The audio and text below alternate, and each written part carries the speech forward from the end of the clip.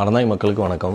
இன்றைக்கி நம்ம எந்த ஒரு ப்ராடக்ட் ப்ரொமோஷன் வீடியோவும் பார்க்க போகிறதில்ல. அதுக்கு பதிலாக இதே கடையில் இந்த பாட்டிலுக்கு நடந்த ஒரு உண்மையான சம்பவத்தை பற்றி தான் பார்க்க போகிறோம். பல பேருக்கு ஞாபகம் இருக்கும், தோராயமாக ஒரு 2 வருஷம் முன்னாடி நம்ம கடை ஒரு மிகப்பெரிய தீ விபத்தை சந்திச்சது. நெருப்பு அணைக்கிறதுக்கே 10லேருந்து 12 மணி நேரம் போராட வேண்டியதாக இருந்தது. அதுக்கப்புறம் உள்ள என்ன இருக்குது என்ன இல்லை அப்படின்ற பயத்தோட ஷட்டரை உடைச்சு பார்க்கும்போது எங்களுக்கு ஒரு மிகப்பெரிய அதிர்ச்சி காத்திருந்தது. ஒரு குறிப்பிட்ட இடம் வரைக்கும் கடுமையான சேதம் அடைஞ்சிருந்த கடை இந்த பாட்டில் இருந்த இடத்துக்கும் அதை தாண்டியும் பெருசாக சேதாரம் இல்லாமல் ஒரு எல்லைக்கோடு போட்ட மாதிரி இருந்தது.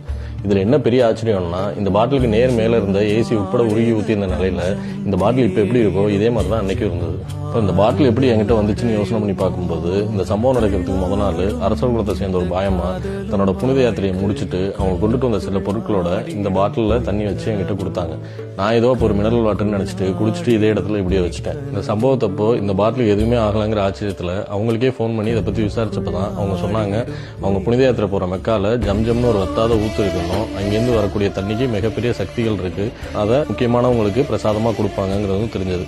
இந்த விஷயம் தெரிஞ்சதுக்கு அப்புறமே எங்கள் வீட்டில் அந்த தண்ணியை வீடு ஃபுல்லாக தொளிச்சு விட்டுட்டு இன்னைக்கு வரைக்கும் அந்த சாமி ரூமில் வச்சு என் மனைவி சாமி கும்பிட்டுட்டு இருக்காங்க. இது தற்செயலாக நடந்ததா இல்லை அந்த தண்ணிக்கு உண்மையிலே அப்படிலாம் சக்தி இருக்காங்கிறதெல்லாம் எனக்கு தெரியாதுங்க.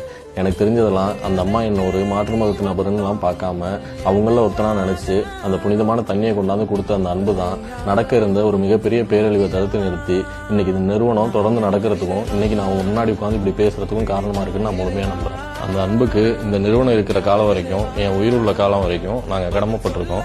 இந்த சந்தர்ப்பத்தில் அனைத்து இஸ்லாமிய நண்பர்களுக்கும் ரமலான் நல்வாழ்த்துக்களை இந்த நிறுவனம் சார்பாகவும் என் சார்பாகவும் தெரிவித்துக் கொள்கிறேன். நன்றி, வணக்கம்.